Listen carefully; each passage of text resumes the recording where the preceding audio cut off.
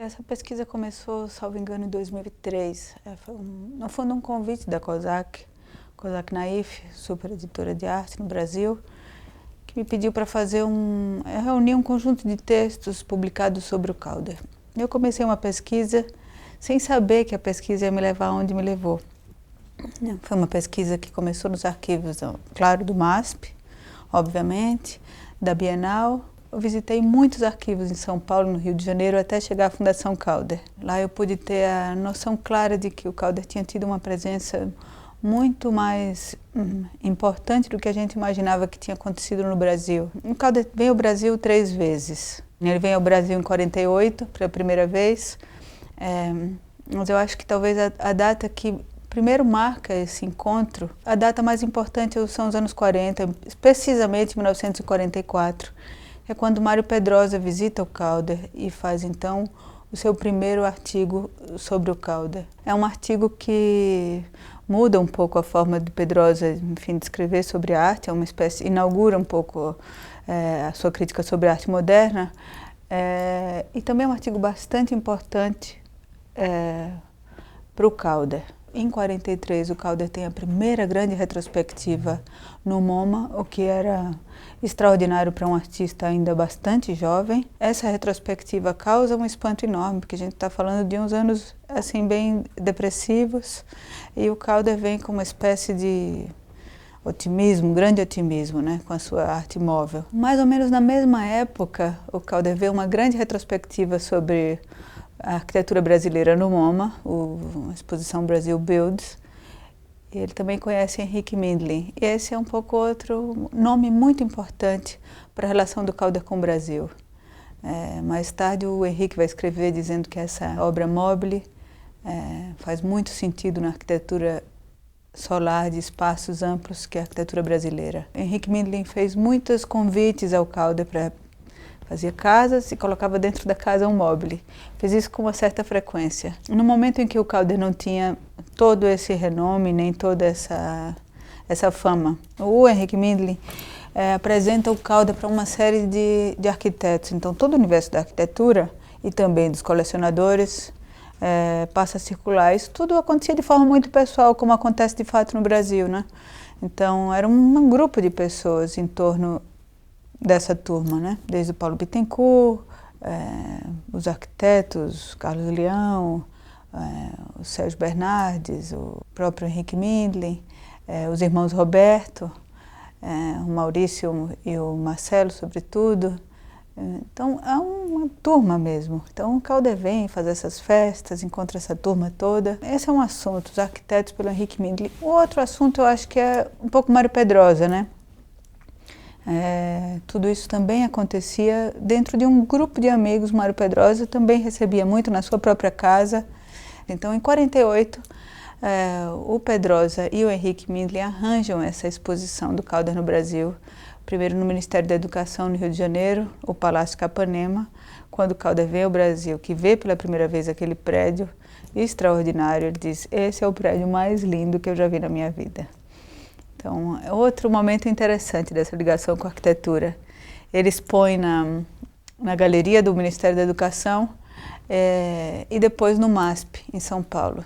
Esse encontro é bastante profícuo e nessa exposição há pelo menos 2 obras bem importantes que tiveram naquela exposição de 1948. Uma é a Viúva Negra, que foi essa obra que o Calder doou para os arquitetos, em nome do Rino Leve. Era uma obra emblemática dele, de fato, pelo tamanho, pela importância e pelo período. A outra obra bastante importante é a obra que ele doa para o MASP, que é o mobile com algumas pinturas, né? A segunda grande presença do Calder no Brasil vai ser em 53, na segunda Bienal. O MoMA decide trazer uma grande exposição de um único artista, o que também não era comum. Foi uma exposição bastante importante, o conjunto de obras em volume e importância é incrível. A gente teve a chance de trazer algumas dessas obras para essa exposição aqui no Itaú também. A obra 32 discos, por exemplo, é uma das obras que teve lá. Essa exposição causa bastante furor porque artistas como Franz Weismann, Valdemar Cordeiro, o próprio Volpi, ver essa exposição. O Pedrosa, historicamente, bom, o Pedrosa gostaria que o Calder levasse o prêmio de melhor escultura. Infelizmente ele não leva, quem ganha o prêmio de melhor escultura é o Henri Laurent, que é um artista francês. 53 eu acho que é outro marco bastante importante. E a vinda do Calder ao Brasil, a próxima vinda seria somente em 59. Durante todo esse período, há uma longa correspondência entre ele e o Henrique Mindlin, entre ele e o Pedrosa. Em 59, então, o Pedrosa e o Henrique Mindlin fazem uma terceira grande exposição do Calder, aí já uma inauguração do prédio do Museu de Arte Moderna do Rio de Janeiro, mas ele inaugura uma parte do prédio, que é o primeiro bloco, o Bloco Escola. É uma exposição com obras que também estão fora, dentro da varanda do prédio. É uma exposição também bem bonita.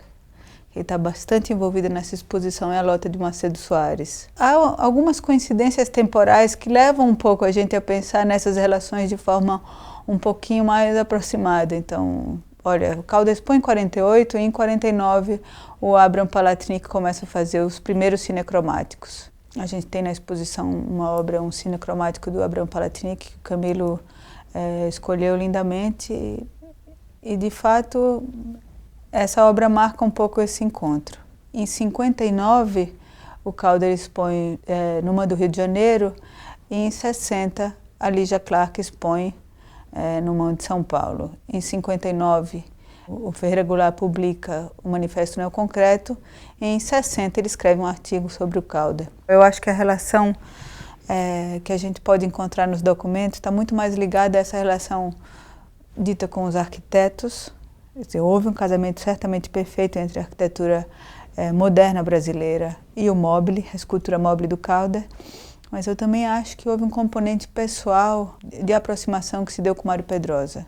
Eu acho que a exposição feita em 2006 na Pinacoteca tinha muito esse espírito que era o olhar histórico sobre a presença do Calder no Brasil e contar uma história que muito pouca gente sabia, que é essa presença dele no Brasil, o fato de que ele veio ao Brasil, ele trabalhou bastante aqui, ele estava muito presente em coleções brasileiras, a gente pouco sabia disso. Mas, para além disso, havia muitos indícios de que havia uma relação muito aproximada entre o Calder e os neoconcretos. A presença, por exemplo, do Max Bill, no primeiro encontro, me lembro bem, no primeiro encontro que eu fiz com o neto do Calder na Fundação Calder em Nova York, um pouco para contar da minha pesquisa, eu dizia a ele, Max Bill é um artista que adquiriu tamanha relevância no universo da história da arte brasileira pela sua influência aos concretos, e me dá um pouco de pena que a presença do Calder não tenha sido devidamente documentada e devidamente estudada no Brasil. Sobretudo porque me parece que a relação dele com Mário Pedrosa e com os neoconcretos é muito possível. E eu acho que é o que essa exposição aqui agora vem provar. No momento em que eu fiz aquela exposição, o Camilo escreve um artigo anunciando justamente isso, né? Max Bill está para os concretos, assim como o Calder para os neoconcretos. Essa influência teria se dado. E aí nós começamos essa pesquisa um pouco em conjunto, que foi a presença no Brasil, do Calder no Brasil, da minha parte, o Camilo pensando nessa relação dele com os artistas brasileiros. Olha, tem uma carta muito linda da mulher dele para a esposa do Herbert Matta, para Mercedes Matta. Essa carta, ela conta um pouco que ela veio para o Brasil muito a contragosto, esperando que ela ia encontrar aqui umas madames e que isso aqui ia ser uma chatice enorme. E ela, de repente, conta, eu vou sair daqui com o coração apertado, porque isso aqui foi incrível. Eu estou saindo daqui encantada. Conta um pouco que ele chega no Brasil e, do ponto de vista afetivo, ele é muito bem recebido. E ele se identifica muito com os cariocas, mas com os brasileiros de fato. Ele volta para os Estados Unidos e leva muitos discos de samba e faz umas espécies de chocalhos a partir de latas e material reciclável. E muita gente conta que essas festas que ele veio a dar nos Estados Unidos eram incríveis também. Muita música, muita dança. Ele faz duas obras que ele dá nome de coisas brasileiras. Uma é uma obra chamada Corcovado, que é um chamado standing mobile, um mobile fixo, que está hoje na Fundação Joan Miró, em Barcelona. E também um mobile muito lindo chamado Jacarandá, que está num museu no Canadá. No fim da pesquisa, eu pedi para o Sandy para conhecer, para o neto do Calder, né, para o Sandy Rower, para conhecer a mãe dele. E ali a gente fez uma espécie de reconhecimento daquelas pessoas que ela tinha conhecido bastante. E foi uma conversa bastante emocionante, porque ela pôde contar um pouco sobre as bonecas brasileiras que ela tinha ganhado da Dona Helena Mindlin, o próprio encontro com Rino Leve, toda aquela turma que ela tinha conhecido, os Pedrosa todos, né, que faziam parte um pouco dos amigos da família. Era uma pessoa bem adorável, assim. Lúdico levado a sério, né? Então, que o espírito lúdico do Calder, que vem desde a ideia do circo, a ideia do movimento na arte, dessa surpresa e dessa graça que essa obra exprime, né? Esse lúdico também está na coisa muito brasileira e neoconcreta, né? No espírito de participar dessa obra, na forma com que isso tudo leva até o Parangolé, né?